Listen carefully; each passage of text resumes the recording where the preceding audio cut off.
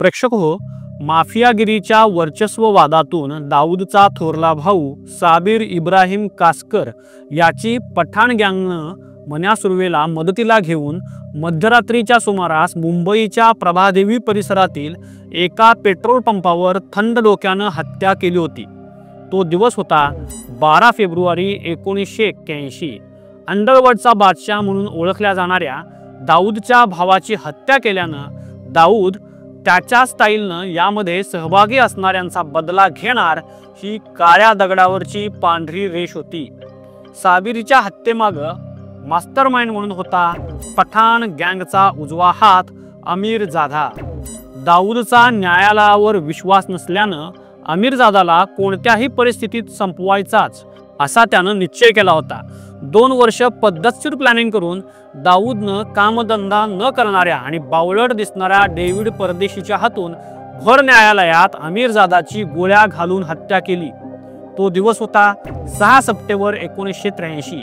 त्यावेळी परदेशी हा न्यायालयातून पसार होताना पोलिसांच्या हाती सापडला। कोण कुठला परदेशी अमीरजादावर गोळ्या चालवितो हे ऐकून पठाण गँग संतापली।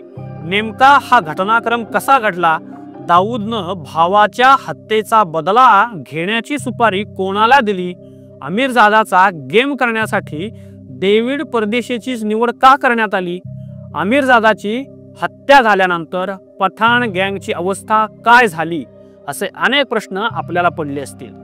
त्याचीच उत्तरं देण्याचा प्रयत्न आपण या व्हिडिओच्या माध्यमातून करतोय। नमस्कार, मी राहुल कुलकर्णी, तुम्ही पाहताय सत्यवेद। साबिरची हत्या झाल्यानं दाऊदच्या साम्राज्याला प्रचंड हादरा बसला होता। मुंबईचा डॉन म्हणून ओळखल्या जाणाऱ्या दाऊदच्या सख्या भावाला 5 ते 6 जण मध्यरात्री प्लॅनिंग करून गोळ्या घालतात ही कल्पनाच दाऊद करू शकत नव्हता। साबिरच्या हत्येचा बदला घेतला नसता तर दाऊदची दहशत कमी झाली असती। त्याच्या डोक्यात एक विचार पिंगा घालत होता, तो म्हणजे साबिरच्या हत्येचा बदला कसा घ्यायचा।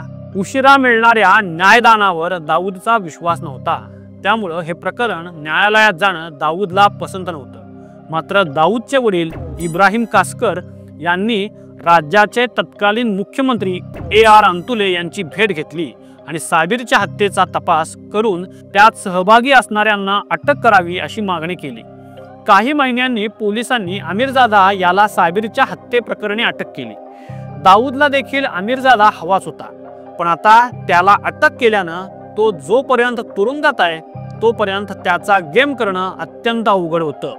पण दाऊदनं ते आव्हान देखील स्वीकारलं आणि साबिरचा हत्यारा अमीरजादा पोलीस संरक्षणात असताना भर न्यायालयातच त्याचा मुर्दा पडला।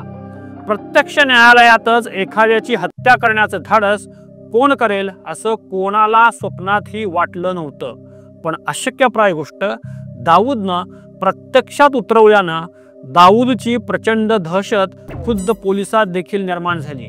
दुसऱ्याच्या हातानं साप मारला गेला पाहिजे आणि आपण मात्र नामानिराळे राहिलं पाहिजे, या अर्थाची म्हण आहे।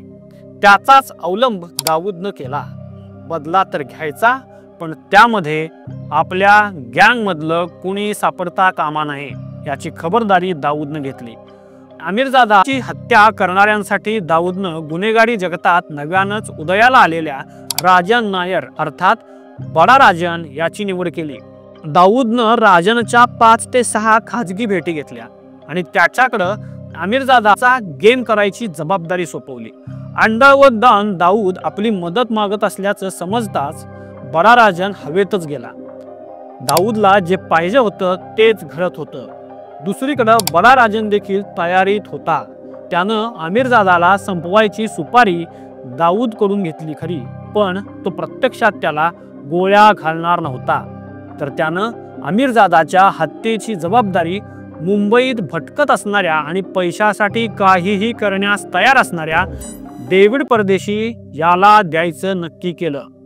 डेव्हिड परदेशी दिसायला बावळट होता, त्याला कोणीच नातेवाईक नसल्यानं आणि कमवण्याचं खात्रीशीर साधन नसल्यानं कुणीही सांगेल ती कामं तो प्रामाणिक करत असत। राजन सांगेल त्या ठिकाणी जायचं, समोर अमीरजादा दिसताच नेम धरून बंदुकीचा चाप ओढायचा आणि तिथून पसार व्हायचं.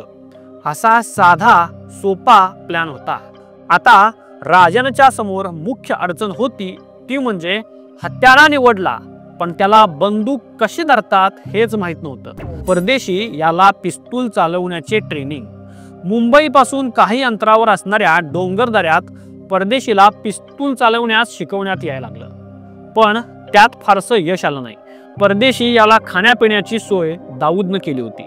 हस्तकाम करवी परदेशीवर दाऊदची नजर होती. एखाद्या बोकडाला कापायचं असलं म्हणजे त्याला चांगलं खाऊ पिऊ घातलं जातं. याच पद्धतीनं परदेशीला दाऊद ऐशोआराम करण्यासाठी पैसे देत होता. पण परदेशीला याची कल्पना नव्हती की आज आपण सुपारी घेऊन एकाला उडवणार आहोत. त्याच पद्धतीनं दुसरा कोणीतरी सुपारी घेऊन आपल्यालाही कायमचा ढगात पाठवू शकतो. पण तेवढा विचार करण्याचं त्याचं वय नव्हतं. अवघ्या 24 वर्षाचा असणाऱ्या परदेशी हा आता ताबडतोब आपल्या हातात पैसा पडणार यातच सुखी होता. अमीरजादाला अटक केली असल्यानं त्याला ठराविक दिवसांनी न्यायालयात आणण्यात येत होतं. 6 सप्टेंबर 1983 रोजी अमीरजादाला दुपारच्या सुमारास मुंबईच्या सेशन्स कोर्टात आणण्यात येणार होतं. राजन परदेशीला घेऊन त्याच ठिकाणी त्याच सुमारास न्यायालयात आला. परदेशीची आज परीक्षा होती. त्यामध्ये पास झाला तर बक्कळ पैसे, नापास झाला तर पोलिसांच्या गोळीबारात मृत्यू किंवा पसार झाला तर काही वर्षांनी मृत्यू हे 3च पर्याय त्याच्या समोर होते.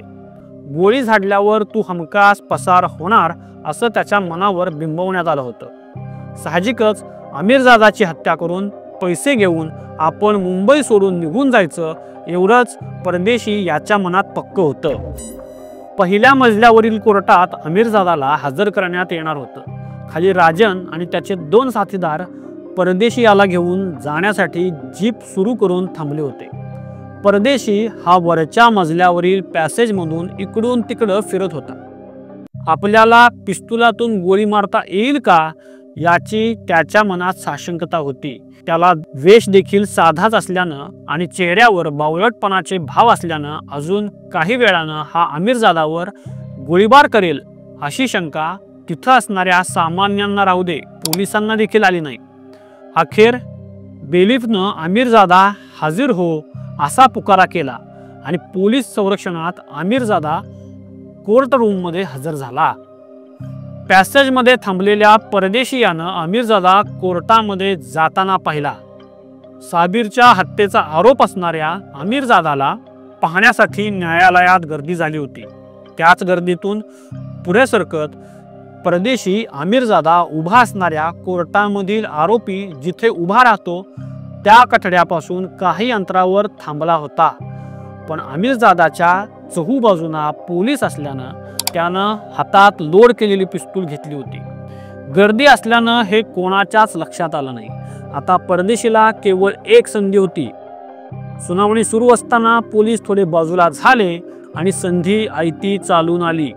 क्षणाचाही विलंब न करता परदेशी यानं पिस्तुलातून अमीरजादावर समोरून गोळी झाडली. नेम बरोबर बसला. अमीरजादाच्या डोक्यातून गोळी आरपार झाली. अमीरजादा रक्ताच्या थारोळ्यात निपची पडला. गोळीबाराच्या आवाजानं न्यायालयात एकच गोंधळ उडाला. प्रत्येक जण वाट फुटेल तिकडं पळू लागला. गोंधळाचा फायदा घेऊन परदेशी देखील जीपमध्ये बसण्याकरता वेगानं पळू लागला. ही बाब तिथं उपस्थित असणाऱ्या पोलीस अधिकारी इसाक बागवान यांच्या नजरेतून सुटली नाही. त्यांचा हात क्षणार्धात कमरेला अडकवलेल्या पिस्तुलाकडे गेला. वाऱ्याच्या गतीनं पिस्तूल काढून त्यांनी परदेशीवर गोळी झाडली. परदेशी पॅसेजमध्येच खाली कोसळला. न्यायालयात उडालेला गोंधळ पाहून आणि परदेशीवर पोलिसांनी केलेला गोळीबार पाहून बडा राजन यानं तिथून पलायन केलं. गंभीर जखमी झालेल्या परदेशीयाला पोलिसांनी तातडीनं दवाखान्यात दाखल केलं. मानेनं जी गोळी लागल्यानं परदेशी जगेल की मरेल याची काहीच खात्री नव्हती.